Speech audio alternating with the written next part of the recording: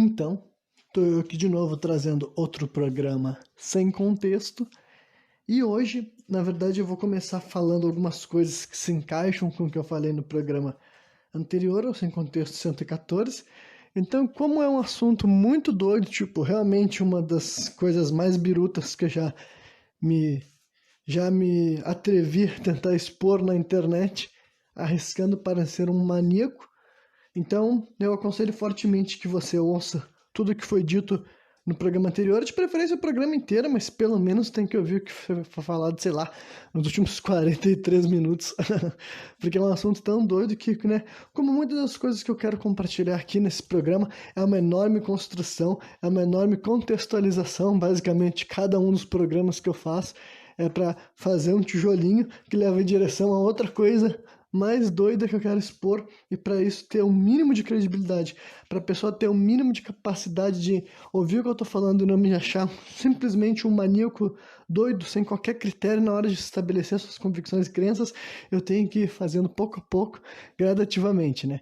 Então, apesar de eu ter falado pra caralho desse lance das questões geográficas e geológicas da espiritualidade, depois que eu ouvi o programa inteiro, eu vi que várias das coisas mais, assim, importantes de eu ter exposto esse raciocínio não chegaram a lugar nenhum, sabe? Eu nem cheguei a falar com vocês. Então vamos lá, vamos prosseguir daquilo lá. E a primeira coisa que eu vou falar é que eu tendo essa crença de que, assim, os seres têm uma distribuição geográfica e geológica, tipo, há espíritos tanto querendo trabalhar para o nosso bem quanto trabalhar para o nosso mal, sabe? Há elementais, almas desencarnadas e seres interdimensionais variados em todos os cantos do planeta, mas eu acredito sim que que seres habitam lugares diferentes, sabe? Tem seres que habitam a região que aqui a gente reconhece como o Brasil, sabe? Outros que habitam regiões da Europa. Então, sendo que, se eu tenho essa convicção, tendo essa crença, faz todo sentido que, no meu ponto de vista, os cultos se fossem regionais, sabe? Assim como aqui realmente no Brasil acaba acontecendo, né? Usando mais uma vez a religião de matriz africana, a gente pode ver, conforme a gente vai conhecendo as religiões de matriz africana aqui no Brasil, a gente vai vendo que apesar de elas terem semelhanças, elas não são, tipo assim, idênticas. Inclusive é um negócio que pode mudar, até mesmo na mesma cidade ainda tem ter distinções por causa da casa, e na minha opinião isso faz bastante sentido, entendeu? De modo geral, eu acho que as religiões deveriam ser assim, entendeu? No meu ponto de vista, considerando o jeito que eu acredito que a espiritualidade funciona, eu acredito que o ideal seria com que os cultos realmente fossem regionais, porque as entidades que vão responder àqueles cultos varia de acordo com o espaço geográfico que tu se localiza, entendem? Então, eu acho que é assim que as coisas deveriam funcionar. Faz muito mais sentido do que o mundo inteiro cultuar o mesmo Deus, a mesma divindade, sabe? E daí também vem a questão assim, do nome, do título, sabe? Essas coisas, assim, na minha opinião, são menos importantes, sabe? Eu não acho que, tipo assim, os nomes que nós damos para as entidades, seja nas religiões de matriz africana ou outros cultos diferentes que também trabalham com incorporação ou ritualística em transe de modo geral, sabe? Os nomes que as entidades vão ser dados realmente é uma forma para nós, enquanto ser humano, conseguir reconhecer melhor, catalogar e compreender as diferentes formas de energia, diferentes tipos de espírito que podem trabalhar conosco enquanto nós somos médiums, sabe? Então, o nome realmente não faz muita diferença, sabe? Realmente o que importa é tu entender que o que tu está trabalhando num lugar do mundo não é o que tu está trabalhando em outro lugar do mundo, mas ainda assim tem alguém respondendo para um chamado, sabe? É assim que eu enxergo. E daí tem a questão assim, Renan, e por que os seres são vinculados a pontos geográficos geológicos? Se esses seres que tu acredita, se eles são, alguns são seres humanos encarnados e outros, inclusive, nem seres humanos são. Então por que eles são presos no espaço na Terra? Bem, aí são um tipo de coisa que eu, nesse momento, eu não tenho uma explicação necessariamente, assim, definitiva, sabe? Até porque várias dessas concepções que eu vou construindo, ou quem sabe o termo seria mais certo, não sei se é o termo mais certo, eu não sei se eu vou construindo essas concepções ou se eu vou recebendo elas, eu não sei, mas né, eu não tenho assim um argumento final definitivo de dizer por que se esses seres não são limitados pelas nossas limitações físicas, digamos assim, por que os seres não podem voar para todos os lugares do mundo? Tipo, eu acho que talvez seja realmente esse negócio assim de eles terem assim o seu espaço que responde para eles, sabe? Aquela coisa de que eles vão ter que ficar por aí voando o espaço de tudo, porque cada lugar do mundo já tem seus seres, suas entidades, seus espíritos encarnados buscando a sua evolução, entendeu? Tem aquela coisa que acredito que eles não precisam ficar né, perambulando por todos os espaços, e também tem até um lance assim da gravidade, né? Vamos falar um pouco sobre isso, que realmente na minha refletindo sobre isso eu já pensei mais uma vez, só uma teoria hipotética que eu briso nessas coisas, entendeu? Eu não sei se esses seres não são afetados pela gravidade também, sabe? Porque a gravidade, de modo geral, é uma força muito interessante, né? Do meu ponto de vista até relacionado a todo lance assim biológico que ela tem sobre nós e também possivelmente espiritual. Daí, vamos lá, o que eu quero dizer com isso? Bom, tipo, é que é um negócio meio complicado de estar falando, compartilhando com outras pessoas, então de vez em quando eu fico meio confuso sobre qual é o começo da sentença. Mas vamos lá. Basicamente tem uma coisa assim que, pra gente compreender o que eu quero expor da gravidade, uma forma simples que eu posso falar é a questão assim de que, de modo geral, a única coisa do nosso universo inteiro que a gente, tipo, não a única coisa, mas eu quero dizer que a coisa que nós compreendemos como aquilo que faz as pessoas envelhecerem é a gravidade. E além de fazer envelhecer, tecnicamente, quanto mais tu envelhece, mais perto tu tá da morte, né? Então a gravidade, de modo geral, é uma força que eu acredito que ela nos leva, ela nos guia em direção à morte natural, digamos assim, entendeu? Se tu não morrer por causa, assim, de acidentes, sabe? Se tu não for, assim, assassinado por outro ser humano, ou se tu não sofreu um acidente mesmo, que eu falei acidente, depois mudei para assassinato, mas acidente, uma queda, um acidente de trânsito, ou se tu não morrer realmente, assim, por uma doença, até, sabe? A gravidade é o elemento da vida, da existência que está nos levando para a morte. Ah, por que eu tô falando assim?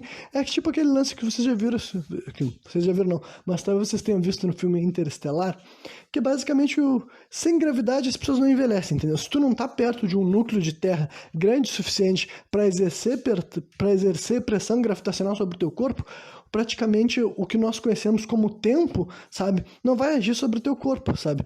É aquela coisa, é sobre isso que o teu filme se passa.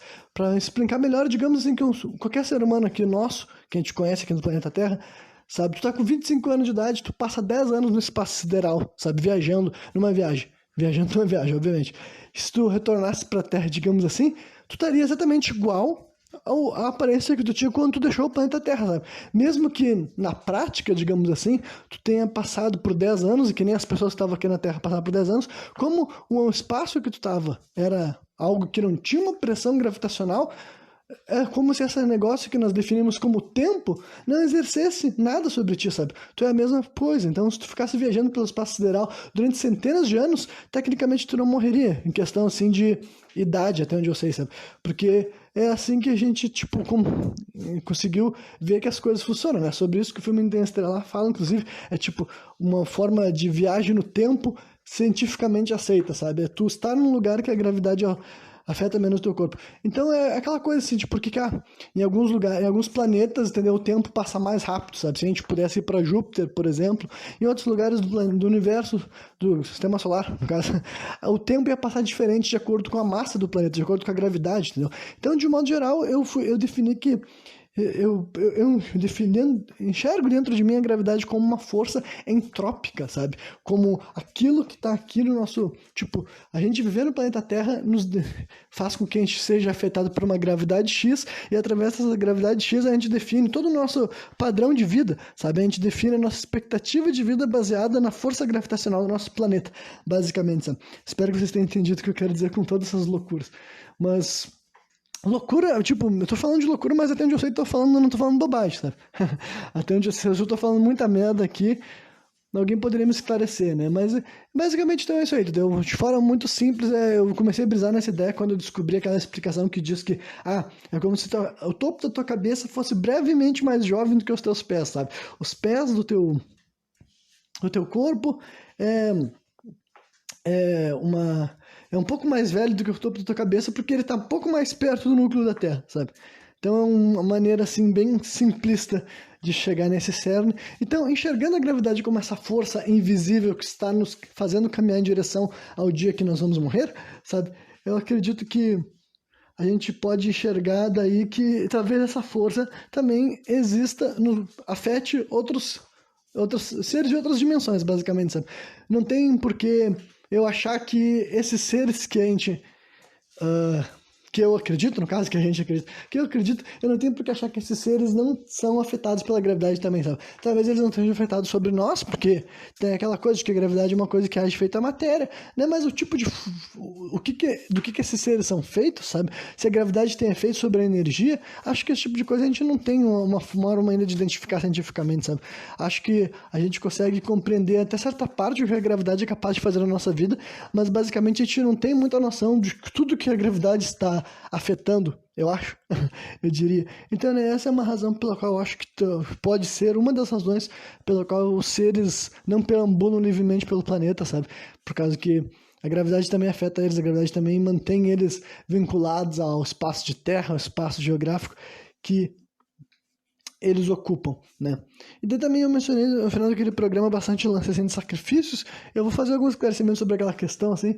Então, o que eu quero dizer assim com sacrifícios, de um modo geral, não só sacrifícios, mas oferendas também que eu falei, eu diria que, tipo, existem coisas que eu, enquanto Renan, considero aceitáveis e coisas que eu considero inaceitáveis, né? No caso, coisas como sacrifícios humanos, é óbvio que eu considero inaceitável, seja de bebês, seja de mulheres jovens, seja de inimigos que foram capturados, entendeu? Sacrifícios humanos para deuses ou para fins ritualísticos, é obviamente que o tipo de coisa que eu não compactuaria, sabe? Animais, sabe, que nem eu falei, é um bagulho muito polêmico, entendeu? Eu não vou ficar sempre entrando nessa situação, fiz um programa que eu falei especificamente sobre isso, e eu entendo que cada animal vai ter um fundamento, as pessoas vão tratar eles de modo diferente, assim como eu trato, sabe? Assim como lá na Índia dizem que a vaca é sagrada, aqui no Brasil dá pra dizer que os animais sagrados, entre aspas, são os animais domésticos, entendeu? Então, tipo, obviamente que eu não compactuaria com sacrifício de cães, sacrifício de gatos. Aí tu vai dizer, Renan, tu acha errado matar cachorro pra um santo, pra um deus, mas tu acha certo matar um boi? Dizer, é isso aí, basicamente isso, entendeu? Porque não é dois pesos, duas medidas, são vários pesos, várias medidas, são coisas que eu considero aceitável, coisas que eu considero não aceitável, sabe? E para formas de vida eu realmente enxergo de maneira diferente, sabe? Assim, tipo peixe é um animal que eu acho totalmente aceitável ser sacrificado e tudo mais, porque é o peixe, eu olho pro peixe e eu não enxergo o peixe igual eu enxergo um gato. Me desculpa, vocês podem ficar bravos, pode se incomodar, pode dizer que eu tô sendo injusto, pode dizer que eu tô sendo racista, especista, talvez eu seja essas coisas nesse sentido, assim, entendeu? Que eu diferencio as raças, tipo, eu valorizo as vidas de acordo com a espécie que elas fazem parte, talvez, entendeu? Então, eu queria proteger os gatos, os cachorros, eu não queria proteger alguns dos outros animais. Pois é. Então, mas é para vocês terem uma ideia, por exemplo, o santo não, né? O orixá Ogum, até onde eu sei o nome dele, não sei se é o nome dele ou a saudação Ogunha, sabe? Eu sei que alguma coisa referente a esse orixá quer dizer que é uma expressão que diz assim, Ogum come cachorro, sabe? E eu já vi essa história mais de uma fonte, né? Que em algum momento, historicamente falando, sacrificavam cães pro esse orixá lá na África, sabe? Aqui no Brasil, eu não sei se algum lugar chegou a fazer esse tipo de culto, sabe?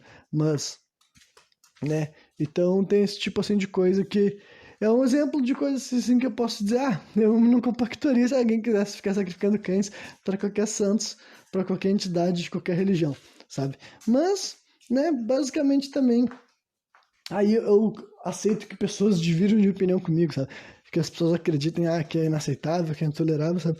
A única coisa que eu não posso dizer é que, tendo passado pelas coisas que eu já passei, ouvindo as informações que eu já vi, refletindo sobre várias questões, eu não posso dizer pra vocês assim, olha, que eu acho que sacrifício não tem nenhum fundamento. Eu acredito que sim, mas ao mesmo tempo que eu acredito que alguns sacrifícios que já foram feitos, historicamente falando, não eram, tipo assim, corretos do meu ponto de vista, sabe? Do meu viés, da minha ideologia.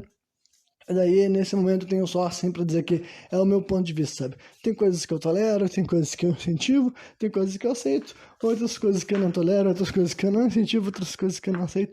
Mas, né, eu só tô esclarecendo sobre isso porque eu vi que eu mencionei sobre esse lance, assim, de sacrifícios, esse lance também de oferendas, né? Mas quando a gente acredita numa coisa, a gente tem que acreditar até o final, né? É o que eu tento solidificar todas as minhas crenças.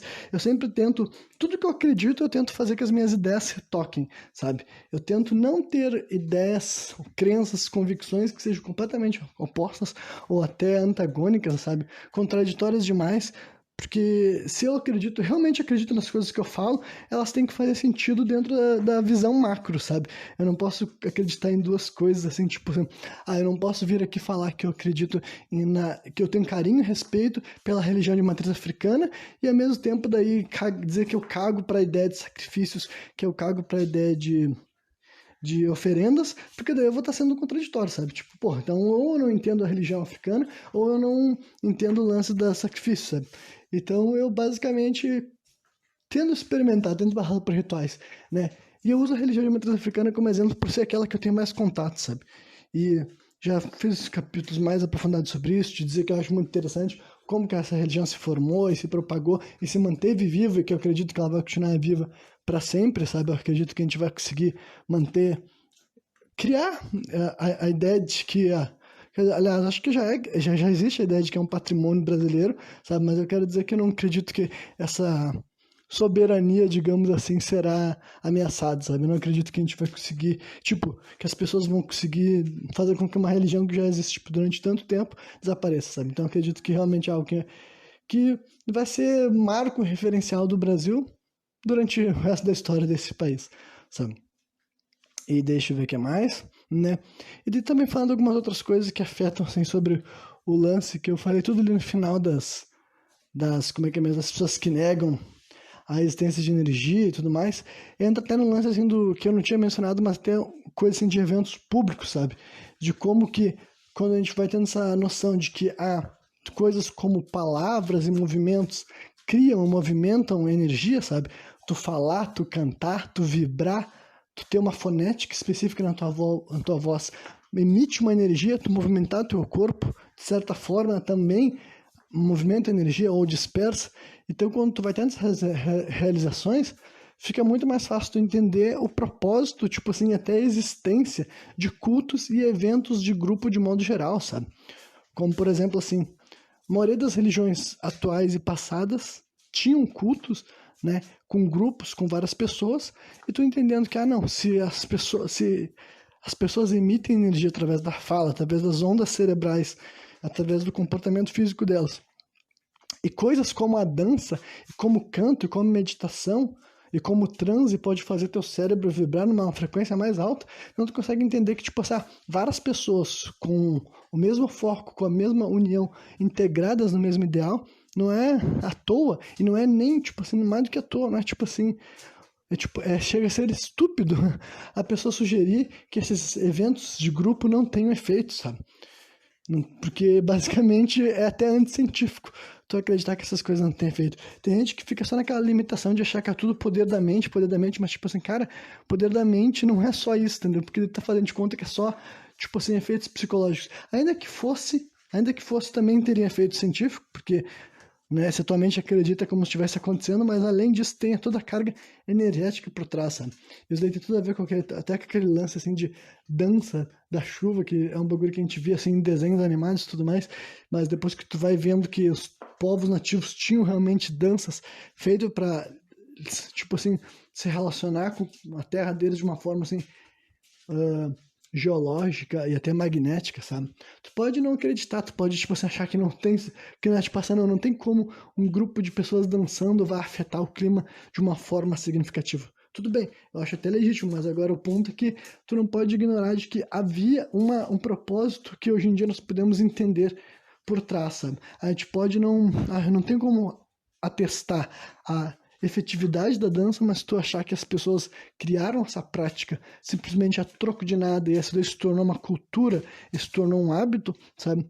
E isso daí tem a ver com, né, de modo geral, cultos em grupo, sejam danças, sejam cantos, sejam rituais, né? Todo o lance dos instrumentos também, que emitem ondas sonoras diferentes, sabe? Instrumentos de percussão, instrumentos de sopro, todas essas coisas daí, para mim, são tipos, tudo se acumulam nessa mesma noção de que eu falei no final do último programa, sabe? Que as pessoas que tentam ignorar esse acúmulo de evidência que há mais lógica, metodologia e fundamento por trás de práticas tidas como ritualísticas, como tribais ou religiosas de modo geral, sabe? Espirituais de modo geral, tem algo mais por trás disso do que simplesmente assim, superstição, sabe, aquele termo. E até a gente pode ver quanto que até hoje em dia na nossa sociedade urbana e menos espiritualizado do que nunca, sabe? Eu não digo... eu diria que sim, tipo, eu acho que hoje deve ser um momento histórico que existem mais pessoas livres de crenças espirituais, sabe? Acho que antigamente as pessoas tinham mais crenças espirituais porque tu nascido num grupo, numa espécie assim de nação, de tribo, de alguma espécie de organização social, é bem provável que as pessoas tinham suas próprias crenças espirituais, sabe? Independentemente de quais elas fossem. Só que agora hoje em dia é um momento histórico que deve ter mais pessoas no mundo que se dizem não vinculadas com uma religião e espiritualidade de modo geral. Eu, por exemplo, não sou religioso, mas eu sou uma pessoa espiritualizada do meu ponto de vista, na minha forma de pensar, na minha forma até de viver também e interagir com outros seres humanos, né? Mas daí, então, voltando pro lance assim de...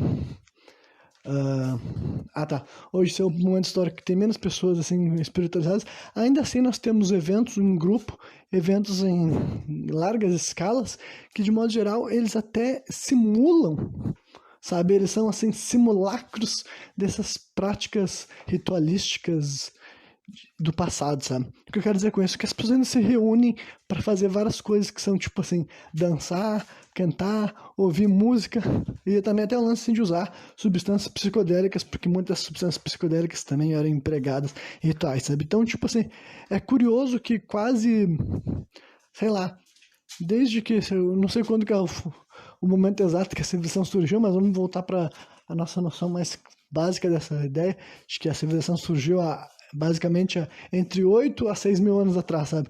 E provavelmente nesse momento as pessoas já começaram a fazer rituais que até hoje em dia a gente pode ver uma versão moderna, assim. Um grande grupo de pessoas se reunir para dançar ao som, entendeu?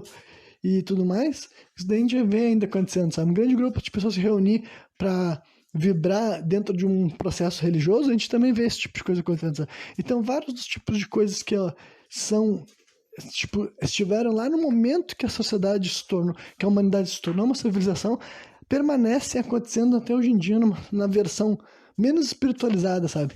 Que menos segue os mesmos fundamentos, que mesmo tem o mesmo chamado, digamos assim, ainda assim as coisas que atraem os seres humanos, que mantêm eles indo e frequentando e participando dessas coisas, ainda assim dividem, compartilham várias das mesmas coisas, sabe? Mesmo tendo filosofias completamente diferentes, né? E deixa eu ver se tinha só mais qualquer coisa que eu queria falar sobre esse assunto antes de encerrar ele de vez. Quer dizer, de vez não, né? Aqui no programa Sem Contexto nada é encerrado de vez. Tudo pode voltar a ser mencionado novamente, pode se tornar assunto de novo. Também eu vou falar então basicamente também sobre a ideia de que realmente eu acredito que muitos desses seres que habitam aqui no nosso planeta, no caso assim, principalmente os que não são necessariamente espíritos encarnados, mas eles são seres que estão numa linha evolutiva provavelmente acima da nossa, eu acredito que esses seres realmente foram guias reais, práticos, que permitiram que a humanidade fizesse vários e vários avanços, sabe? De forma, eu acho que eu já mencionei esse tipo de noção aqui em algum outro programa, mas eu quero comentar sobre isso de novo, já que agora eu trouxe vários desses assuntos à tona de novo. Então, né, se eu acredito que esses seres habitam aqui conosco, que eles podem interagir conosco, quer dizer que eles habitam aqui conosco e podem interagir conosco desde muito tempo. E ainda por cima, eu não sei, talvez a capacidade de interação deles com a nossa espécie fosse ainda maior no mundo que não é o que a gente vive agora, sabe? Aí eu já vou dizer que, tipo assim, basicamente, tipo, considerando o quanto que eu já sei sobre essas questões assim, de rotina, de alimentação, de dieta, de contato com a natureza, na minha opinião, não é difícil imaginar que seres humanos que estiveram aqui no planeta há muito mais tempo do que nós estamos aqui agora, tipo assim, seres humanos que habitaram o nosso planeta em vários lugares do mundo diferentes, sabe? Não necessariamente homens civilizados, mas até o homem, assim, que vivia em sociedades tribais, que viviam em grupos bárbaros e tudo mais, assim. Isso daí, antes da civilização, sabe? 10, 20, 30 mil anos atrás, sabe? Esses homens daí, na minha opinião, homens e mulheres também, claro, né? Essas pessoas que viviam nessa condição, eu acho que eles ainda teriam uma chance maior ainda de se conectar com esses guias com esses seres, através não só dos rituais que eles fizessem, que eles já tinham suas versões de religiosidade. É muito difícil saber quando que surgiu a primeira religião entre as espécies humanas, mas é bem provável que também tenha sido a primeira coisa que uniu um grande grupo, sabe? Pelo menos essa é a minha teoria, que eu acho mais provável, sabe? A primeira coisa que fez as pessoas se unirem, além daquela noção assim, de instinto de sobrevivência, sabe? Que são tipo assim, as pessoas quererem se agrupar porque quanto mais da mesma espécie vão se proteger mais. Acho que a primeira coisa que fez as pessoas se unirem por um sentimento e que eles acharem que eles tinham algo mais em comum, realmente acho que era uma religiosidade, era uma espiritualidade, era algum daqueles homens ou mulheres ali que começou a pregar realmente uma doutrina espiritual religiosa. E por que ele começou a fazer isso? Eu acredito que tem grandes chances sim que tenha sido diretamente uma influência da entidade em si, sabe? Seja através de um sonho, né? Os famosos sonhos lúcidos. Eu já falei várias vezes de como o DMT é uma substância endógena. O DMT é um dos psicodélicos mais fortes que a gente tem conhecimento, né? Um composto químico que te faz ter uma jornada que, na minha opinião, é interdimensional e espiritual fortíssima, mas se vocês querem chamar de simplesmente alucinógena, chamem de alucinógena, sabe? Então, nós produzimos isso endogenamente, a gente não sabe porquê, a gente não sabe como, a gente não sabe muita coisa, a gente só sabe que o ser humano pode criar dentro do seu organismo, pode ser criado no pulmão, pode ser criado diretamente no cérebro, provavelmente pode ser criado no fígado também. Então, a gente produz essa substância que, se tu receber largas doses, tu tem uma viagem psicodélica fortíssima, sabe? Então, se a gente pode fazer isso, quer dizer que o homem do passado também podia fazer. Então, eles podem ter tido sonhos muito lúcidos, muito fortes, que daí, na minha opinião, não são apenas sonhos ou são apenas alucinógenos. Sabe? Vocês podem enxergar assim, mas para mim realmente era um contato, era uma mensagem. Provavelmente ele estava se conectando com um ser interdimensional em outro plano, sabe? Ele estava sendo transportado realmente para um lugar onde a comunicação seria mais clara do que aqui na Terra, e lá eles iam receber ensinamentos variados, de mestres variados que seriam responsáveis pela humanidade fazer vários avanços culturais, civilizatórios notáveis, sabe? Dentro das espécies, daí em vários momentos diferentes, em vários pontos da história, em vários lugares do mundo. É por isso que me faz acreditar, assim, que algumas das coisas que nós consideramos assim, evolução da espécie humana foram acontecendo em vários lugares do mundo, não na mesma época, mas acontecendo sem que elas fossem influenciadas uma pela outra, sabe? Aí a pessoa pode acreditar que é simplesmente assim, o caminho que sempre vai acontecer, sabe? Tipo assim, não tem nada a ver com o espírito, não tem nada a ver com Deus, não tem nada a ver com nada, é simplesmente os povos que forem evoluindo, eles vão chegar nos mesmos fundamentos. Tudo bem, também é uma outra visão, mas a minha não é essa, sabe?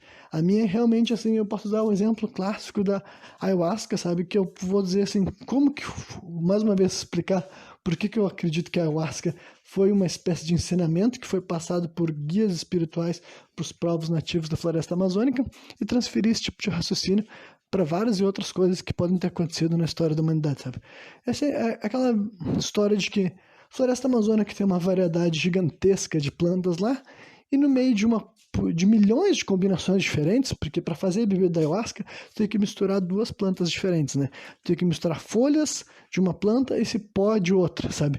E tu fazendo essa mistura, tu cria uma bebida que eles chamam de ayahuasca, que faz tu ter uma jornada psicodélica fortíssima, que dura 3 ou 4 horas, e naquelas jornadas tu acredita não, na minha opinião, tu realmente se comunica com seres, divindades espirituais que estão ali para te ajudar, sabe? Os teus guias. Se tu não acredita nisso, pensa que pelo menos é uma jornada psicodélica que quando tu tiver ela, tu vai acreditar que ela teve um fundamento significativo para tua jornada terrena aqui, sabe?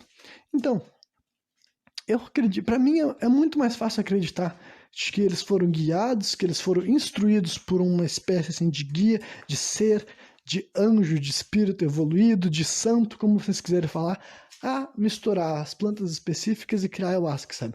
Eu não acredito que isso poderia ter acontecido de alguma outra forma, não consigo ver metodologia real que assim teria funcionado, sabe? Tentativa e erro é um completo, sabe? É um absurdo para mim a pessoa querer falar, não, os índios simplesmente foram experimentando, descobriram como fazer essa bebida. Não, cara, simplesmente não é assim que funciona. E esse tipo de coisa eu acho que pode ter acontecido em vários pontos, sabe? Várias sabedorias, vários ensinamentos que a humanidade teve, sabe? Várias coisas assim que as pessoas deram saltos evolutivos, significativos, culturais, civilizatórios. Eu acredito que eles podem ter aprendido através de uma conexão com um guia, com um ser, com uma entidade que quer passar ensinamento para a pessoa. E que eu falei, isso não necessariamente nem precisava ser algo consciente, sabe? Eu acho que esses seres, por uma razão ou por outra, eles estão mais próximos de algumas pessoas, eles passam motivações, eles passam ensinamento, eles passam sabedoria. E não é, tipo assim, incomum que pessoas ao longo da história tenham atribuído qualquer coisa que eles tenham feito realmente uma influência externa, sabe?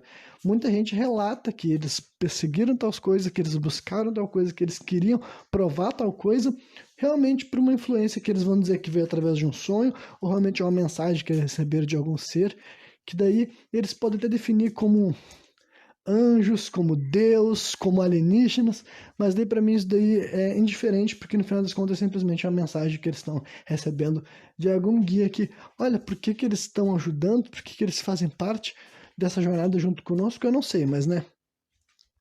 Assim como tem seres que estão aqui que eles prejudicam, que eles atrapalham, que eles desmotivam, tem outros seres aqui que eles ajudam, eles orientam, eles guiam, sabe?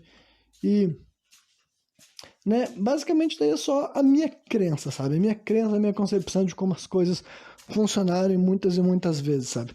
Realmente acredito que no meio desse caos, no meio dessas coisas assim que a gente viu acontecer historicamente, que foram muito ruins, que foram muito perversas, que foram trágicas, sabe?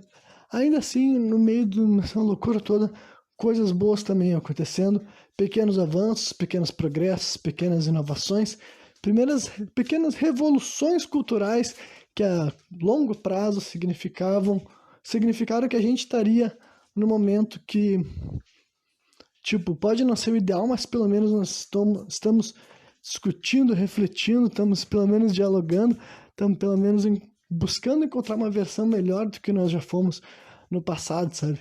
Então, eu acredito assim, eu acreditando em espiritualidade, eu acreditando em guias e tudo mais, eu acredito que esses seres aqui são os que realmente são os agentes, sabe? Tipo, enquanto eu realmente acho que Deus em si, a figura criadora, ela é mais distante, sabe? Eu não falo muito disso, mas na minha opinião, realmente Deus não é alguém que ativamente fica agindo, sabe? Realmente acho que é uma presunção alguém achar que, tipo assim, Deus especifica, a níveis pessoais se comunica contigo. Eu acho que tu pode, tipo assim, sentir Deus na noção de que ele é o famoso onipresente, na noção de que, tipo, Deus é o próprio universo, e tu pode sentir a presença dele, assim, a importância daquilo lá como a figura de Deus. Mas agora tu achar que Deus pessoalmente, entre aspas, falou contigo a níveis pessoais, eu acho que é um pouco demais, sabe? Mas agora eu acredito que ele já fez a parte dele, que foi distribuir, que foi criar, foi largar, foi colocar aqui entre nós, em outros planos, em outras dimensões, nas várias camadas ao nosso redor que nós não conseguimos enxergar com nossos olhos, mas que ainda existem e que provavelmente ainda afetam a nossa vida, mesmo que eu não tenha como comprovar para vocês, sabe? Isso daí faz parte, assim, de que ele colocou esses seres lá, assim como os seres humanos estão fazendo a jornada deles, esses outros seres estão fazendo a jornada deles, e provavelmente eles enfrentam coisas que nós não temos nem capacidade de saber, sabe? Provavelmente os seres bons e os seres ruins, eles passam várias outras coisas que não envolvem nós, sabe? Além deles tentarem se comunicar conosco, tentarem nos ajudar, tentarem nos auxiliar, tentarem direcionar alguns de nós que tiverem um vínculo maior com alguns deles para buscar alguma coisa específica que vai ser bom para nós quanto indivíduo. Mas mais importante do que nos ajudar enquanto indivíduo é nos ajudar enquanto espécie, porque eu não sei, aí vocês têm que perguntar para Deus depois de morrer, sabe? Mas esses seres, além de fazer isso, eles estão fazendo coisas que nós nem imaginamos, sabe? E também isso tem a ver com o fundamentalismo também, que eu tirei da religião afro-brasileira também, sabe? De ouvir esse tipo de relato, de ter esse tipo de informação, que basicamente tu acaba recebendo informações, seja através de sonhos ou até mesmo assim de pessoas da religião mais experientes que tu, ou tua mãe de santo, teu pai de santo, vai te relatar que, né? Não é incomum os casos de que teus guias, aqueles que te acompanham, entendeu? Não necessariamente tem que usar a nomenclatura. Ou tipo, isso também é outra coisa que eu posso esclarecer, sabe? Tipo, que quem frequenta casas de religião africana sabe que dizem que tu tem os teus orixás, né? O orixá que responde pela tua cabeça, pelo teu corpo. Tem o orixá que tem os teus exus, que são os exus que trabalham contigo. Ainda por cima tem os exus da frente, os exus de trás. Ainda por cima tu vai ter daí um cosme que trabalha contigo. E um preto velho, tu vai ter uma grande linhagem de guias que trabalham contigo em diferentes momentos para fazer diferentes trabalhos, sabe? E tipo, se existem esses seres, eles estão vinculados a cada um de nós, então esse tipo de coisa tem que rolar para todo mundo, independentemente de onde tu tenha nascido, independentemente da tua religião, entendeu? Então, quando eu estou usando o termo guia, é que, sim, eu acredito que nós temos os nossos guias, tu pode chamar de anjo da guarda, tu pode chamar como tu quiser, entendeu? As pessoas da religião africana identificam como seus orixás, né? Sendo os seus maiores protetores, digamos assim. E eu acredito que em qualquer lugar do mundo tu vai ter os teus guias maiores, tu vai ter os teus protetores maiores, que estão vinculados diretamente a ti. Porque eu também não sei, isso tem a ver tipo assim, com uma distribuição realmente, sabe, feita lá no plano astral. Nós aqui na Terra temos que apenas saber disso, sabe? E daí acredito que esses guias, eles tentam se conectar, eles tentam te orientar, sabe? Só que dependendo da pessoa que tu é, da tua visão da realidade, das tuas crenças, das tuas convicções, pros lados que perambula, pras coisas que tu decide dar bola ou não, tu tá mais em contato com isso, tu tem mais capacidade de ouvir, de aprender, de prestar atenção, de se conectar com esses guias, sabe? Então é outra coisa que tem que, né, entra na ideia de que eu tenho que uniformizar as minhas crenças. Se eu realmente acredito que tu é acompanhado por orixás, por exus, então tu teria que ser acompanhado por orixás e exus independentemente da tua religião, independentemente do lugar onde tu estiver, entendeu? Aí por isso que entra naquela história, ah, tá, nós aqui, se tu é uma pessoa do culto afro-brasileiro, tu vai identificar como orixá, como exu, como caboclo e etc.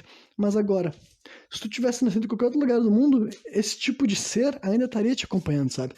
E talvez tu não reconhecesse eles como orixás, como exus, mas ainda assim teriam esses seres em linhas evolutivas variadas, alguns mais assim evoluídos, alguns menos evoluídos, mas eles ainda estariam ligados a ti por linhas que nós não enxergamos através assim das dimensões, sabe?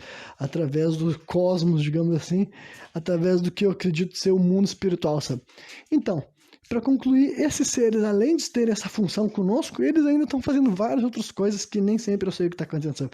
Mas que nem eu disse, eu já vi informações e eu já enxerguei coisas em sonhos que realmente eu consigo entender, tipo, ah, tá, entendi. Então, além deles terem uma responsabilidade conosco, eles ainda estão fazendo outras coisas em outros lugares, passando por outros desafios, né? Vencendo outras demandas, conquistando outras coisas que eles têm que fazer, além de estar ainda aqui vinculado conosco, sabe? Então, né, para mim essas informações são muito interessantes, são muito legais, né? Eu sei que muitos de vocês que estão me ouvindo podem não estar acreditando, pode estar achando que eu sou doido, mas né, então vocês saibam que não sou, isso aqui que eu estou explicando pode ter certeza que eu não sou o único, sabe?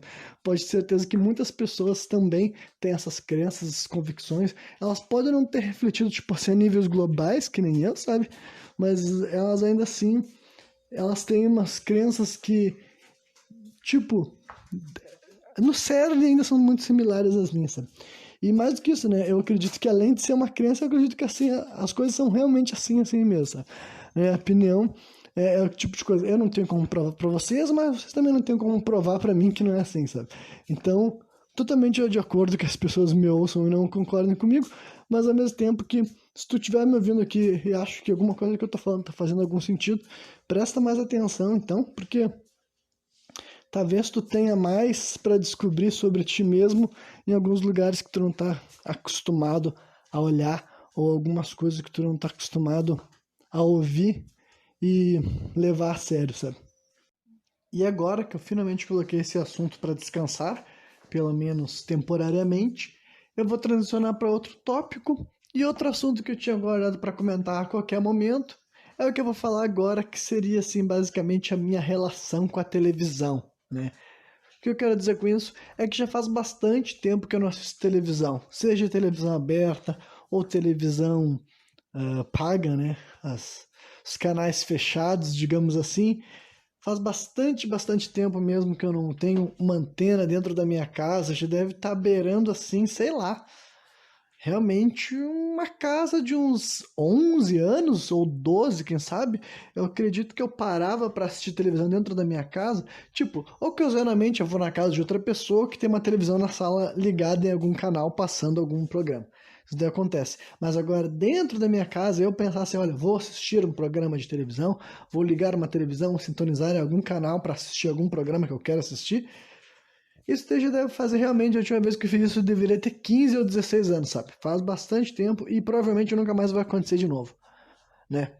Então eu quero falar como foi a minha relação antes disso, sabe? Porque até hoje em dia eu não tenho mais o que falar. Eu posso dizer real que a televisão foi uma grande paixão minha, foi um grande vício meu também, que eu substituí por completo por outro vício, por uma outra droga chamada internet. Mas hoje não vai ser um programa sobre a internet, vai ser um programa sobre a televisão, né? Então por que eu falei vício? Porque eu tenho completa noção de que, tipo, assim como ter contato com videogame desde cedo, ser filho do dono da locadora, como eu falei lá muito tempo atrás, foi algo que determinante para até me ajudar a elaborar minha personalidade, sabe? Esse contato diário com videogames e também o fato de que eu tinha o gosto, né? Nem toda criança que tinha acesso ao videogame tinha tanta vontade assim de, enfim, jogar vários jogos e conhecer e tentar jogar jogos em idiomas que ele nem tinha como jogar, tipo jogos em inglês, em japonês também, que eu jogava quando era criança.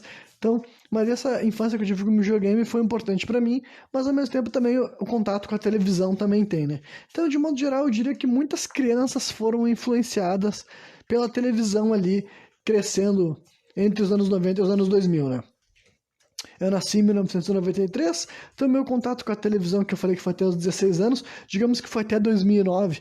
Dá pra dizer então que o que eu vi na televisão que me impactou, digamos assim, era esse período, né? A grade da programação nesse período que foi importante para mim. Então agora, isso aqui realmente não tem, assim, nada escrito sobre esse assunto, sabe? Eu só vou tentar falar a respeito de momentos, de programas, de como é que era a minha relação com essa televisão, porque eu me lembro que houve momentos da minha vida que era muito importante, né? Eu fazer um rodízio pelos canais, sei lá, vamos começar então pela Globo, né? Pelo fato de ser o último boss quando fala da televisão aberta brasileira, né? Sempre teve essa reputação, sempre teve essa imagem, né? Para quem conhece, bota no 12, a expressão, né? Bota no 12, que é o canal 12 aqui no Rio Grande do Sul, ou pelo menos em Porto Alegre é o canal 12 que passava, né? Então bota no 12, eu deixar o canal, chegar no estabelecimento, assim, uma lancheria, por exemplo, uma pizzaria. Antes, provavelmente estaria na Globo, talvez hoje em dia esteja num canal assim pago, né? Um canal de esporte, por exemplo, passando um jogo de futebol automaticamente. Mas agora, senão, a Globo era esse status, era essa imagem, todo mundo conhecia como a emissora com mais dinheiro, era isso aí, era a imagem geral que as pessoas tinham da Globo, né? Mas eu, enquanto criança, eu, tipo, eu tive essa noção logo cedo também, porque meio que, né, além da Globo querer se estabelecer como a emissora mais dominante, era um negócio que não demorava muito para as pessoas assim da sociedade de modo geral, sabe? Tem as pessoas da base da sociedade, como eu e meus familiares e os conhecidos da minha família, reconheciam esse posto da emissora. E daí então, que relações que eu tive com a Globo, com a programação específica da Globo? Olha, eu tive vários contatos diferentes que foram bem importantes para mim, né? Eu, como a maioria das crianças, gostava de desenho animado, eu sei que tem criança que não gostava muito, por isso que eu vou dizer assim também, porque eu sei que a televisão foi importante para mim, porque para começar, gerações mais velhas mal tinham contato com televisão, né? Não só porque a televisão não é uma invenção tão antiga assim, mas também acesso à televisão era muito difícil. Por exemplo, até os meus pais já tiveram muito menos contato com uma televisão do que eu, né? Eu, por exemplo, tinha dentro da minha casa, na época que eu era mais jovem, nós tínhamos uma pequena televisão de 14 polegadas, se não me engano, preta e branca, que ela tinha pertencido à família da minha mãe desde sempre, sabe? Desde sempre não, desde algum momento. Ela disse que se lembra da vez, do dia, do capítulo, do evento, entendeu? Que o pai dela foi comprar aquela televisão preta e branca, então eu cheguei a conhecer uma televisão preta e branca e tudo mais, né?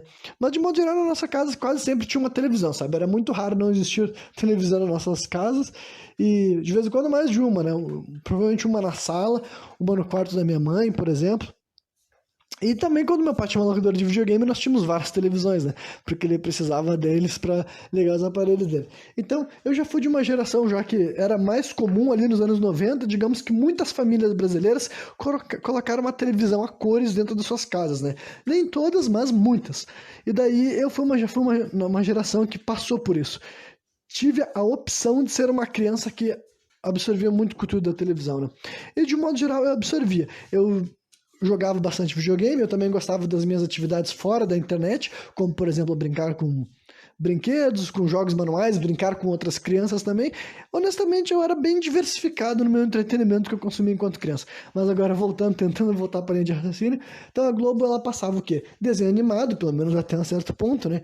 Eu gostei de vários desses programas, tipo a TV Globinho foi marcante pra mim. Eu me lembro de alguns programas que eu não gostava tanto assim, mas que eu cheguei a assistir, tipo aquele Bambu Luar, que era feito com a Angélica, se não me engano, e até tinha uma historinha dentro com atores da própria Globo ali e tal, como se fosse uma malhação infantil, talvez, algo nessa linha, sei lá. Então, eu me lembro desse programa, mas não era um programa que realmente dava muita bola. É tipo Teletubbies, sabe? Quando passou Teletubbies, acho que todo mundo se lembra de ter assistido Teletubbies, todo mundo que assistiu se lembra de ter assistido, porque era uma estética muito marcante, e por algum motivo a Globo fez um big deal, sabe? Eu me lembro que a Globo anunciou e falou, está vindo Teletubbies, tipo assim, acho que eu não sei se Teletubbies foi um grande sucesso, assim, tanto de audiência como de merchandising. Eu não sei se vendeu muitos bonecos.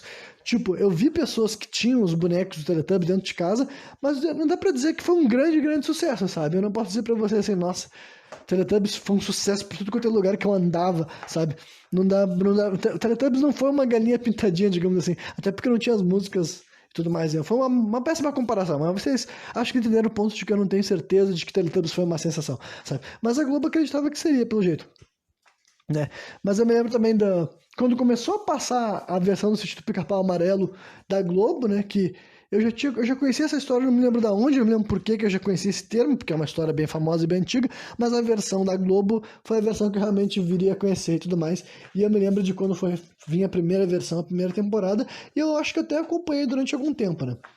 Mas de modo geral, então, teve muita coisa diferente, assim, que eu posso citar alguns nomes específicos de desenhos, talvez só pra ver se vocês se lembram, assim, em primeiro lugar, pra mostrar que eu me lembro que eu assisti essas coisas, em segundo lugar, pra dar tiros de nostalgia em vocês, mas na Globo eu me lembro de várias etapas que eles passaram. Tanto desenhos que eram mais marcantes, assim, que foram mais marca registrada deles, como, por exemplo, assim, Bob Esponja, que desde que entrou pra grade ficou, mas eu me lembro dos vários animes que eles passaram durante curto período de tempo, coisas como Medabots, sabe, Shaman King, teve Sakura Card Captors também, que eu acho que foi um anime muito marcante para muita geração, pelo lance assim, da representatividade feminina, sabe? Eu acho que muitas garotas enxergavam na Sakura ali uma protagonista diferente das outras histórias que ele estava acostumada, como, por exemplo, Dragon Ball. Dragon Ball eu tenho que falar de várias emissoras diferentes, né? Tinha o Dragon Ball clássico que passou no SBT, mas eu não assisti muito assim, não tenho tantas memórias do Dragon Ball clássico na televisão, embora depois de adulto, melhor, depois de adolescente eu tenha assistido Dragon Ball clássico em legendado e tudo mais, através da internet. Né? Mas o Dragon Ball clássico, aí Dragon Ball Z ele passou em várias etapas diferentes, várias emissoras diferentes, né? Ele passou na Band, que foi o canal original que eu conheci, pelo menos o Dragon Ball Z foi na Band, e ele passou também na Globo, né? E eu me lembro ali, principalmente a fase ali do Majin Buu e tal, é o lugar que eu mais me lembrava de ter assistido Dragon Ball Z, era na Globo. Cavaleiros do Zodíaco era um anime que era particularmente estranho, que nunca tenha sido feito parte da grade da Globo, tipo, considerando que a Globo gostava de ser a líder de audiência, eu não entendi por que eles nunca tentaram pegar o Cavaleiro do Zodíaco pra si, considerando que o Cavaleiro do Zodíaco passou na Manchete, depois passou na Band, acho que até chegou a passar na Record ou na Rede TV, mas por algum motivo a Globo não fez questão de lutar pelos direitos do Cavaleiro do Zodíaco, né?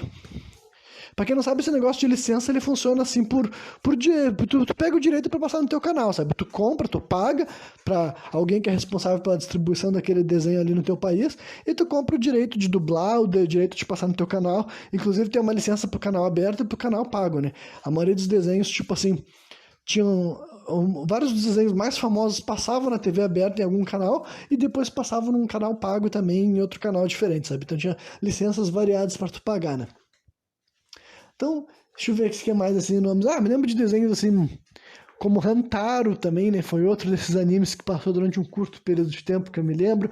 Me lembro de Três Espiãs Demais, essa foi uma boa lembrança. Era um desenho que eu gostava bastante também.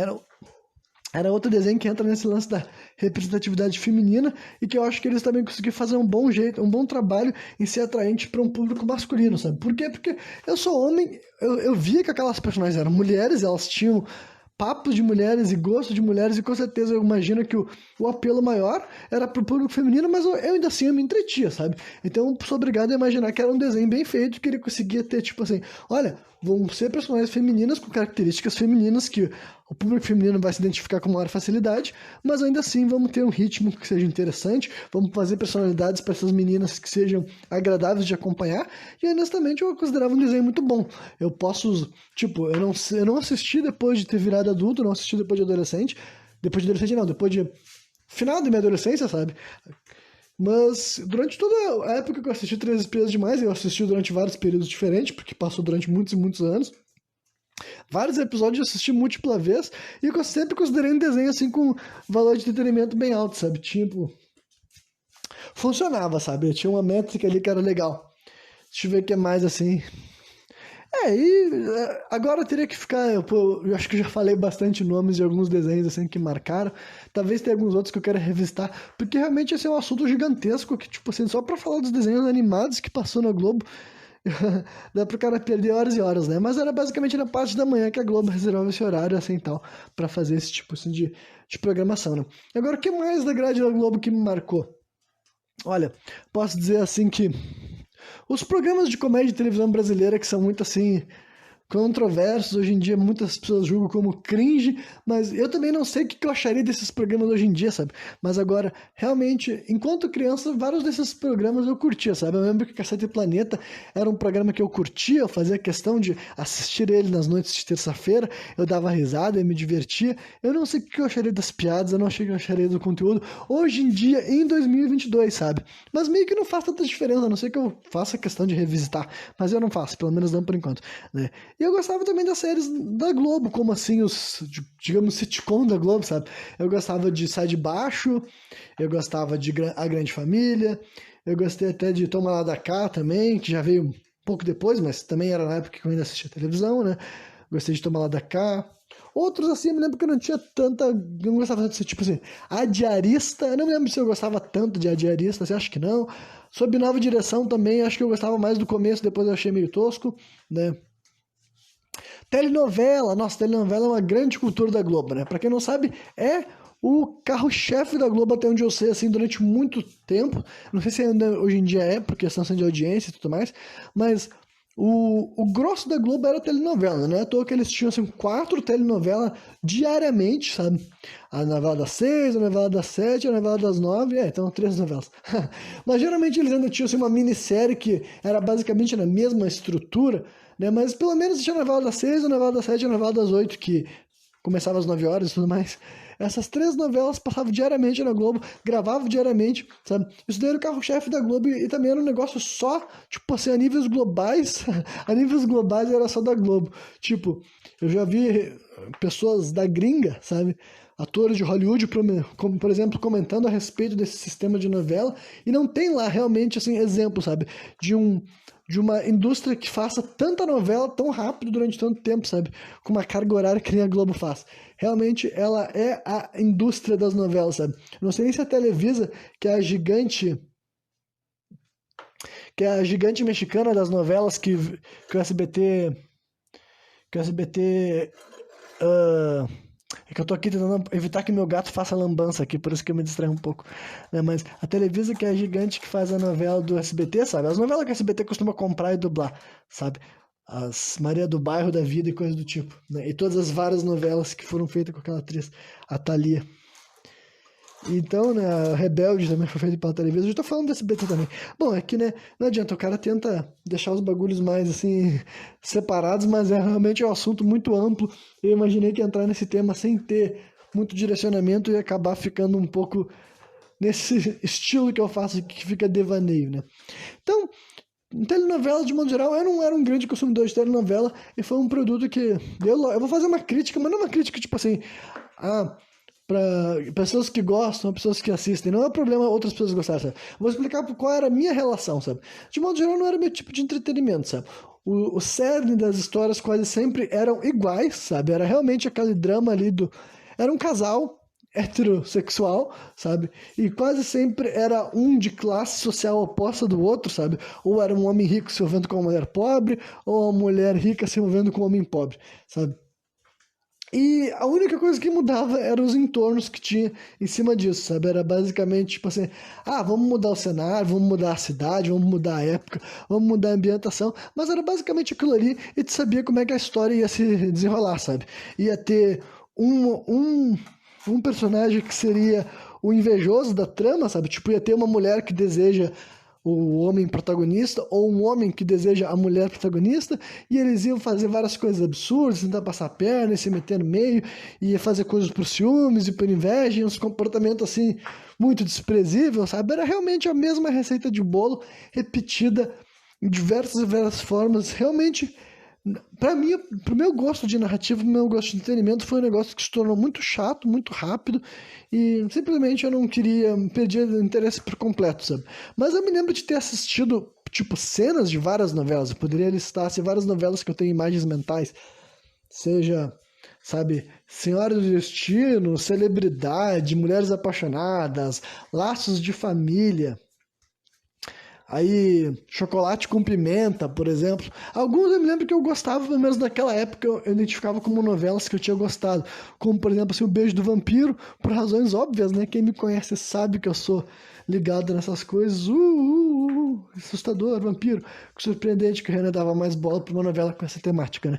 Então, O Beijo do Vampiro tinha algumas coisas diferentes. Eu me lembro, o primeiro episódio realmente era uma ótima maneira de fazer uma pessoa que não gosta de novela se interessar, porque começava com flashback na época que o Boris, que era um dos protagonistas, né, personagem do Tarcísio Meira, Descansa em Paz, grande Rugal brasileiro. Então, né, o Boris, ele começava com o flashback dele, que na época ele era um cavaleiro, ele lutava.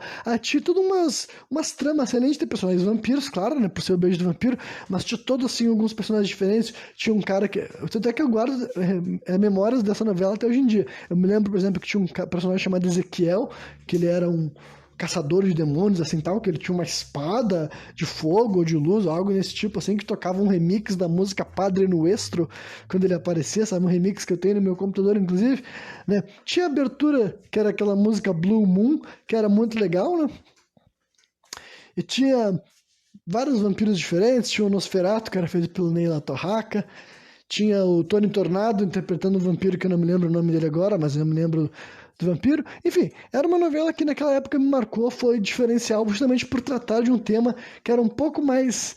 Tinha um pouco mais de apelo para um garoto mais, tipo, um jovem, sabe? A novela geralmente era feita pensando em mulheres adultas, sabe? Era esse demográfico que eles estavam buscando atrair em sua maioria. Então, o Beijo do Vampiro meio que dava uma maneira de se acertar no público que era tipo eu. E outra novela que eu tenho boas memórias também de ter curtido era Kubanacan, né? Que era a novela que tinha o Marcos Pasquim, e eu me lembro porque eu gostava. Acho que era o Marcos Pasquim o nome dele, senão eu errei, né? Não tenho certeza agora, mas eu não vou conferir, né? Mas enfim, era o cara que o personagem dele era o pescador parrudo, né? Eu não me lembro o nome do personagem, mas eu me lembro o apelido. E tinha tudo a ver uma plot dele ser um agente secreto que tinha perdido a memória. Começava o primeiro episódio com ele caindo do céu no meio do oceano, e era uma novela que tinha muito de correria e pancadaria. E eu não me lembro se essas cenas eram boas, eram bem feitas, mas eu quero dizer que era conteúdo o suficiente para me deixar mais entretido do que a maioria das outras novelas, sabe? Que a Globo fazia. De modo geral, são as duas novelas que eu posso citar que devem ter me marcado positivamente mais do que a maioria das outras novelas. Eu não me lembro de muita coisa de Kubanacan mesmo, não. Eu me lembro do nome, eu me lembro da música Kubanacan, isso daí, e eu me lembro que o personagem do Vladimir Brista chamava o personagem do Marcos Pasquim de... Como é que é mesmo? De lobisomem, além de chamar ele de pescador parrudo, porque era o período que muita gente chamava ele, né? Pescador parrudo. E daí, isso daí a Globo também passou várias outras novelas, né? Que é mais, assim, programas que eu posso dizer que são icônicos. Eu gostava de filmes, né? Porque a Globo, todas as emissoras passavam filmes, né? Mas a Globo tinha alguns programas, tipo assim, Sessão da Tarde, era muito direcionado para o jovem adolescente, então ali eu assisti vários dos filmes que marcaram a minha adolescência e minha vida, foram transmitidos para mim graças à Globo, então esse daí com certeza deve ser a parte de toda a programação da Globo, junto com os desenhos animados, talvez até mais que os desenhos animados, mas ali, pau a pau, eram os filmes, sabe? Sessão da Tarde, Tela Quente, que quando passava os filmes inéditos, sabe? A Tela Quente, eu cheguei a acompanhar a Tela Quente como assim, um bagulho assim que tinha um status, sabe? Se, porra, segunda-feira a Globo passa os filmes inéditos, sabe? porra, aí sim, caralho. Então, tipo assim, né? Tinha um status, tinha uma moral a tela quente, né? Mas tinha várias outras sessões, tinha temperatura máxima, né? Tinha, como é que é mesmo? Super Cine, que tinha aquela trilha sonora que dizem que dá depressão e tal. Talvez vocês não se lembrem da trilha sonora do Super Cine, mas reza a lenda que até tem uma pesquisa, um estudo que dizem que faz a pessoa se sentir mal mesmo ouvindo aquela música. É bem curioso. Talvez vocês se lembrem desse som, né? E deixa eu ver o que mais que tinha na grade da Globo que era marcante. Ah, sei lá, podemos falar alguns programas de auditório, que honestamente eu não era muito fã de nenhum deles não, sabe? Eu não sou, tipo, Faustão, eu me lembro de ter um gosto específico, sabe pelo quê? Por as videocassetadas, sabe? Por algum motivo muita gente se diverte, eu sou uma dessas pessoas, sabe? Que dá risada, que se diverte, que acha o conteúdo engraçado, ver outros seres humanos se estabacando, se quebrando, ainda mais naquela época pré-internet, então basicamente só podia assistir essas coisas na televisão, digamos assim, então era interessante, eu gostava, né, das videocassetadas, mas eu não gostava muito do Faustão, sempre achei ele um cara meio malo, meio chato, a ideia de que outras pessoas acham ele meio chato por estar sempre interrompendo as pessoas. Depois que eu descobri isso, eu fiquei, não, tudo bem, não sou o único que acha esse tio meio mala, né? E acho que era isso, entendeu? Com certeza, claro que eu tentei ser um pouco mais breve, sabe? Eu não vou tentar ficar tirando leite de pedra, porque é claro que se eu ficar forçando a minha memória e me lembrando de tudo que já passou na grade da Globo, que eu tinha algo para comentar, sempre vai ter várias coisas diferentes, sabe? Mas esse daí eram as coisas assim, que me vieram mais assim na mente nesse momento, sabe? Deixa eu ver se tem mais alguma outra coisa assim que eu posso destacar. Não, terça-feira já falei sobre os programas de comédia. Bom, vocês viram que eu não falei de futebol, então é óbvio que eu não. Pra quem acompanha o programa sem contexto sabe que eu não ligo pra futebol, então vocês devem imaginar que o fato da Globo passar futebol na quarta-feira não significa muita coisa pra mim, pra adquirir carinho ou não pra essa emissora, sabe? E daí acho que era isso, sabe? Eu não vou. Eu também posso dizer assim que eu gostava, tipo, de programas jornalísticos, sabe? Eu sempre tive um gosto por um programa da Globo específico, que era Globo Repórter, né? Eu acho que foi ali que desde cedo eu comecei a adquirir o meu gosto por coisas assim, pique documentário, sabe? Porque o Globo Repórter, eu me lembro de ser o programa da televisão tipo da Globo, né? Quase todo canal tinha a sua versão. Encontrei mais alguns assuntos para falar, assim. Tá, mas o Globo Repórter era um programa que várias vezes ele era mais objetivo, né? Ele não era assim que nem o Jornal do Dia a Dia, ele só passava na sexta-feira e ele via com uma reportagem, né? Que é basicamente o que é um documentário, só que com uma estrutura diferente, né? Mas é alguém que vai até um lugar, fazer alguma coisa. Eles tinham várias vezes reportagens relacionadas a animais ou coisas da natureza, que eu sempre fui muito interessado, para mim sempre foi fascinante. Então eu me lembro de ser um desses programas assim que não era entretenimento do tipo desenho animado, filme, esse tipo de coisa, ou comédia, digamos assim, que mais me atraía, sabe? Várias vezes eu ficava acordado para assistir o Globo Repórter antes de dormir. Então tinha vários programas da televisão que me faziam ir parar na frente da televisão para assistir algo que ia passar lá. E depois que eu falei do Globo Repórter, eu me lembrei de outro programa que era interessante para mim, que era o Fantástico, sabe? O Fantástico que passava nos domingos, sempre foi um programa que quase todos os domingos eu assistia, justamente por causa disso, sabe? Era o mundo pré-internet, tu não assistia as coisas on demand, tu assistia as coisas quando passava. Então tu acabava se acostumando, e o Fantástico era um programa assim, de variedades, eu sempre fui uma criança curiosa, entendeu? O Jornal do Dia a Dia costumava ser mais chato pra mim, talvez por causa da estrutura, sabe? Eu sempre me lembro que me dava um pouco assim de. Ficava de saco cheio só de ver uma pessoa atrás de uma bancada, sabe? A pessoa atrás de uma bancada segurando uns papelzinhos e falando com um terninho, falando, olhando pra frente, e depois sempre trocando para aquele negócio, para aquele jornalista no meio da rua, segurando um ponto no ouvido, sabe? Eu achava muito chato, a linguagem também eu acho que não era muito boa para uma criança se entreter, se divertir. O Fantástico, por outro lado, por ele não ser, eu sei que ele era um jornal, ele mesmo se vendia como uma revista eletrônica, sabe? Então o Fantástico, ele também, assim como o Globo Repórter, eram esses programas que eles não eram jornalismo do dia a dia, que para mim, enquanto uma criança curiosa, tinha assim tinha um apelo maior pra mim. Eu me lembro de várias coisas que eu assistia no Fantástico, tipo assim, eu me lembro muito assim os nomes dos dos quadros, né? Porque era um programa muito cíclico, eles sempre iam mudando, mas eu não. Mas eu me lembro de assistir muito Fantástico, sabe? Era um programa que, enquanto eu dava bola pra televisão, eu dava bola pra Fantástico, basicamente, né? E daí, o que mais que eu posso comentar sobre a Rede Globo de televisão? Isso me mantendo simplesmente a grade de programação, sabe? Esse programa aqui, eu não tô falando da Globo enquanto conglomerado, poder de empresas de manipulação, porque eu poderia fazer isso também, mas eu não vou fazer, pelo menos não nesse programa, porque eu quero manter ele num caráter mais assim, nostálgico mesmo, só tentar canalizar as minhas memórias, me lembrar como é que era a minha relação com diferentes programas que passavam na grade da Rede Globo. Eu sei que tinha mais alguma coisa que tinha vindo assim na minha cabeça e agora eu me esqueci. Além desses programas assim de notícias mais variadas, de reportagens mais variadas. Eu posso mencionar coisas assim como reality show no momento que eles surgiram, sabe? Porque vocês devem imaginar que eu não ligo para BBB. Até esse momento eu não falei absolutamente nada de BBB, então é óbvio que eu não sou um cara que liga para Big Brother Brasil. Porém, todavia, entretanto, contudo, quando o BBB era novidade, eu dava bola, sabe? Eu me lembro que da primeira edição do BBB eu me lembro de algumas coisas, sabe? Flashes mesmo assim, porque eu me lembro que naquela época eu tentei assistir, eu me lembro de assistir a primeira temporada do No Limite também, sabe? Eu me lembro que foi a Globo que tentou nos vender essa ideia de reality show, conseguiu, digamos assim, né? E eu consumi, assim, esses dois são os que eu mais me lembro de ter tentado assistir na época, mas eventualmente tu perde o saco, ainda mais que é um bagulho que tu tem que acompanhar, aí quando tu perde um episódio, tu sente que não vale mais a pena assistir, sabe? Era o tipo de coisa que tinha um problema com esse tipo de coisa serializada passando na televisão, assim.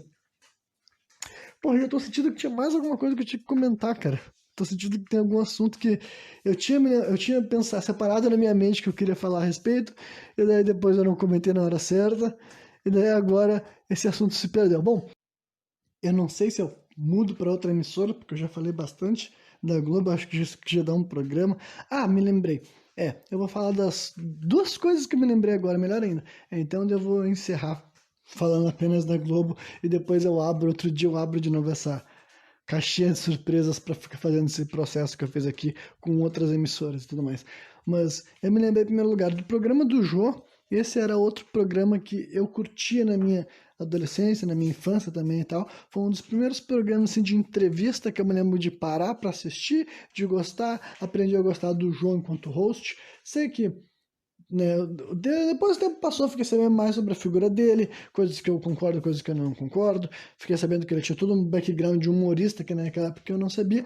Mas, para mim, se eu, enquanto criança, eu, enquanto adolescente, com pouca formação, tipo assim, cultural e também formação acadêmica, eu consegui enxergar no jogo como uma figura que tinha maior valor de entretenimento, eu imagino que não deve ser o único, né? Na verdade, eu sei que eu não sou o único, eu me lembro de um dia e um amigo meu, na adolescência, a gente tá compartilhando a ideia de que, porra, eu vi o programa do Jô e eu imaginava que um dia eu ia ser um cara foda que ia ser entrevistado pelo Jô, né? Obviamente que isso nunca aconteceu. O Jô hoje em dia, acho que ele não é falecido, né? Mas faz bastante tempo que ele saiu da televisão, porque ele é um idoso, né? Mas eu descobri que não era o único, várias pessoas enxergavam a ideia de ir no programa do jogo como um sinônimo de status, um sinônimo de sucesso. Então era um programa que eu posso dizer nesse sistema assim de auditório, de entrevista, de bate-papo, que eu adquiri gosto também ainda na minha infância e juventude. E o último programa que eu queria comentar era mais uma curiosidade. Agora tem dois programas. Um deles é aquele Você Decide, que eu me lembro que por algum motivo aquele programa também me gerava um pouco de tensão, sabe? Porque geralmente os temas, geralmente as histórias, elas eram meio cabreira, né? Ou eu tô meio errado. Acho que não era um programa que geralmente ele te passava uma sensação de bem-estar quando tu assistia, né? E a outra coisa ali que eu falei, por que que eu falei que isso também me gerava uma sensação de apreensão? Porque eu me lembrei desse programa Você Decide, porque antes aqui comigo mesmo eu tinha me lembrado do programa Linha Direta. Esse sim era ainda mais tenso, né? E daí, outra coisa que conforme tu fica mais velho, tu tem contato com outras pessoas e até a internet, tu descobre que muitas pessoas se lembram desse programa, lembram da trilha sonora dele, sabe? A música de abertura, digamos assim. Abertura, né? Fazer só um adendo sobre os lances de música de abertura é curioso, né? É um negócio que eu sempre achei, tipo, como posso dizer assim? Eu não sei se eu gostava ou não gostava, mas hoje em dia que eu sou adulto eu reflito sobre as diferentes músicas das vinhetas, sabe? As músicas dos jornais, as músicas assim e tal. Eu acho bem engraçado como elas têm assim, uma sonoridade bem típica, sabe? É difícil definir, tipo assim, quando tu pensa no som o som da vinheta do Jornal Nacional, do Jornal da Globo, sabe? Então, é difícil definir o que esses sons te remetem, além de ser um som de jornal, sabe? Porra, o som do plantão da Globo é icônico demais, sabe? Sempre aquela velha ideia de que tu vai ver aquele som antes de ouvir alguma notícia ruim, sabe? Que vai dar alguma tragédia, alguma bosta. Então, de modo geral, é curioso esse negócio, essa sonoplastia por trás das vinhetas dos programas, ou a abertura dos programas, né? E a do Linha Direta também era bem marcante, né? E eu me lembro que também o final do programa terminava com aquele tiozinho, que ele deve ter um nome, mas me desculpa, tiozinho, eu não sei o teu nome, mas eu me lembro do teu rosto. Então, pelo menos sinta-se, né? Sinta-se, sim, uma figura memorável nesse sentido, né? E ele falando pra câmera, dizendo que até hoje não encontraram aquele cara, essa pessoa que... Sabe, aquela velha história de que a fulana estava saindo para comprar pão o que ela não saberia é que ela nunca mais voltaria para casa. Aí no final do programa, depois que aparecia a gente via cenas e aparecia aquelas letras assim no canto, simulação, para tu saber que tu não estava vendo as cenas do assassinato real. Aí depois, assim, eu terminava, concluía o programa com, né, o apresentador, o host, falando para nós assim que... Né, que até hoje aquele assassino tá foragido, mostrava a foto dele e que é pra gente tomar cuidado porque ele pode estar em qualquer lugar, em algum momento ele pode estar ali perto de ti, quando tu menos esperar, quando estiver andando pela rua. Basicamente o cara fazia uma espécie de terror com a audiência, sabe? Não dá pra negar que tinha um caráter sensacionalista, né? E eu me lembro que eu, enquanto criança, enquanto jovem vendo esse programa, eu ficava nervoso mesmo, eu ficava assim, caralho, o cara pode estar perto de mim, ele pode pegar a mim. Não, a mim não. A mim esse filho da puta não vai pegar, pode ter certeza. Eu já saía todo assim espiado, sabe? Catando ali uma pedra, um pedaço de pau, porque vai saber onde é que tinha um corno esperando pra me apunhalar pelas costas. Mas eu acho que era isso, entendeu? Já consegui falar bastante, talvez eu me lembre de algumas outras coisas, né? De modo geral, eu gostava da Globo, né? No meu pódio pessoal, eu não acho que ele fosse o meu canal favorito, mas eu me lembro que ele era favorito de muitas pessoas, né? O que eu posso dizer, as coisas que eu mais gostava da Globo eram os desenhos animados, que não eram feitos pela Globo, né? Eram desenhos comprados dos gringos, e os filmes, que também não eram feitos pela Globo. Quer dizer, os filmes nacionais dá pra dizer que a Globo tem muito dedo no meio, porque várias vezes eram atores da Globo, com dinheiro também envolvido da Globo, enfim. Tinha muito dedo da Globo, gente que trabalhava pra Globo também fazia os filmes nacionais, que a Globo também mostrava, né? Não vou dizer que não tinha filmes brasileiros, mas até por questões de produção, né? Tipo, existiam muitos filmes, muito menos filmes brasileiros do que hollywoodianos passando nas telas da Globo, e de modo geral ali eles me mostraram alguns dos meus filmes favoritos, que eu nunca teria tido a oportunidade de ver, pelo menos não na minha infância ou adolescência, se eu não tivesse visto especificamente no momento histórico em que as pessoas, assim, da base da sociedade, ou pelo menos mais pessoas que eram pobres, assim, né, na década de 90 e nos anos 2000 ali, foram capazes de adquirir televisores e fazer com que seus filhos crescessem parados dentro de casa assistindo TV, sabe? Consumindo entretenimento, se divertindo de uma forma que... Não vou dizer assim que... como todas as coisas, como toda forma de mídia, como toda forma de conteúdo, também pode ser prejudicial, sabe? Mas eu não quero entrar nesses assuntos aqui no final do programa, sabe? A pessoa podia passar muito tempo na frente de uma televisão, assistindo televisão, ou simplesmente jogando videogame também, né? Mas eu até acho que eu tinha uma relação até que saudável com essas coisas. Naquela época eu acho que eu tive uma relação mais saudável com a televisão do que eu tenho com a internet, por exemplo, né? Mas... eu gostava da Globo, eu gostava dos filmes, eu gostava dos desenhos animados, curtia a maioria dos programas de comédia, já dei exemplos de alguns aqui, me lembrei também de Os Normais e tudo mais. Vários desses programas eu não me lembro exatamente o que eu acho deles hoje em dia, mas eu me lembro que naquela época que eu assistia, eu gostava e eu me divertia, sabe? Basicamente não tinha muita coisa que comparar. Então era isso daí que eu gostava. Agora, telenovela não era muito pra mim, o fato de passar futebol na Globo também não era muito pra mim. O Jornal do Dia a Dia não era muito pra mim. Bastante coisa da grade da Globo, que tipo assim, eram os carros-chefe da programação deles, não era muito importante pra mim. E também só concluir, eu vou só destacar que os programas da RBS também não eram pra mim, sabe? Pra quem não sabe, a RBS é a representante da Globo aqui no estado, e geralmente a Globo ela tem assim, ela tem emissoras regionais que vão fazer parte da programação, né? Então, parte da programação da Rede Globo aqui no estado do Rio Grande do Sul era exclusiva para nós, né? Que era basicamente tudo que era da RBS. Os jogos do estado, tipo do Gauchão, os jornais específicos do estado do Rio Grande do Sul, né?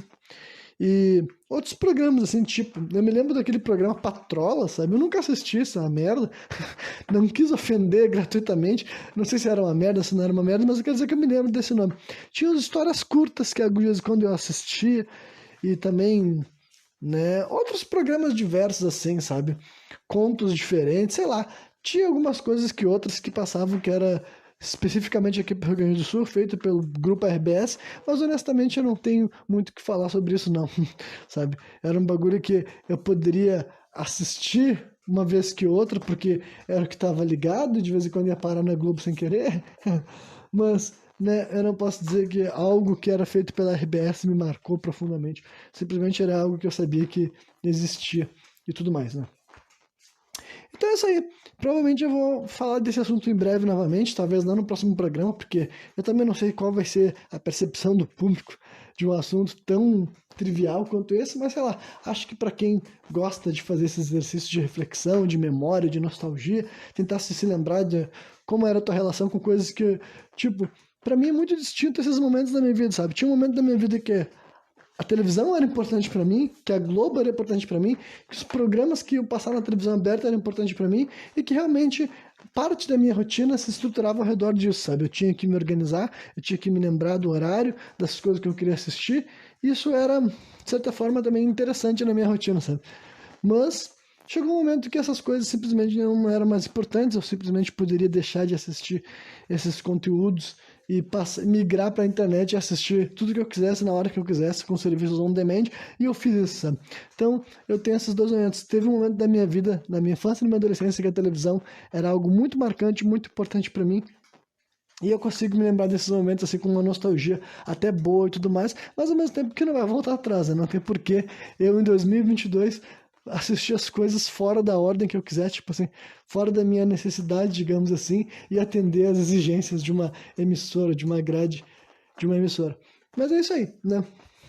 E quem me viu até o final, espero que tenha curtido, e amanhã eu tô de volta novamente, trazendo mais um programa sem contexto.